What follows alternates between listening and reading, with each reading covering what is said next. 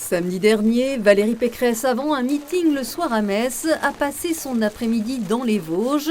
Hors des sentiers battus, la candidate des Républicains à la présidentielle, invitée par le président de la région du Grand Est, Jean Rottner, son conseiller écologie pour cette campagne, et guidée par un homme de la terre, le sénateur des Vosges, Daniel Gremillet, a fait un bout de chemin dans les forêts au nord de Rambervillers pour parler filière bois.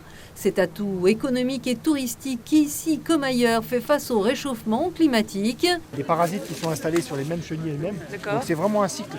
Mais quelque part, ça rappelle, on a eu une explosion processionnaire pendant 4 ans. Là. Le problème des exportations du bois vers la Chine a aussi été évoqué. Il faut un fonds bois. Il faut un fonds bois de 150 millions d'euros par an pour permettre de travailler à la fois sur les graines, à la fois sur la régénération de la forêt, mais aussi sur sa réindustrialisation de la filière bois. Parce qu'il faut toute une filière pour transformer le bois. On ne peut pas avoir du bois qu'on envoie en Chine. Sur ce sujet comme d'autres, la candidate de la droite devra convaincre, alors qu'un sondage Ipsos vendredi la voyait passer en 5e position, derrière Jean-Luc Mélenchon et loin derrière Emmanuel Macron. Dans son entourage, il y avait de quoi avoir la gueule de bois et pourtant. Il y a un match, il faut le jouer, c'est les électeurs qui décideront à la fin. Donc moi j'en suis là.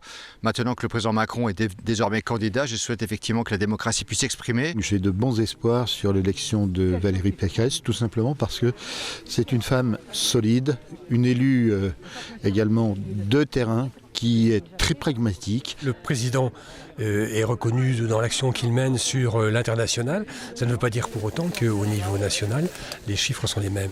Je suis une bâtisseuse. Dans ma région, j'ai lancé une forêt d'1 million d'arbres. Le président Macron, chef de guerre, vient de se déclarer. Alors pour Valérie Pécresse, la campagne commence enfin. Je pense qu'il y a le soutien et diplomatique que nous devons apporter à la résolution du conflit ukrainien qui impose à l'opposition un esprit de responsabilité. Je suis dans cet esprit de responsabilité, mais il y a aussi un projet à porter pour la France, un projet qui corrige les erreurs et les manques du projet d'Emmanuel Macron et de son bilan. La guerre en Ukraine fait en quelque sorte des dégâts collatéraux sur la scène politique française. Elle ferait presque oublier que le premier tour des présidentielles, c'est dans 5 semaines.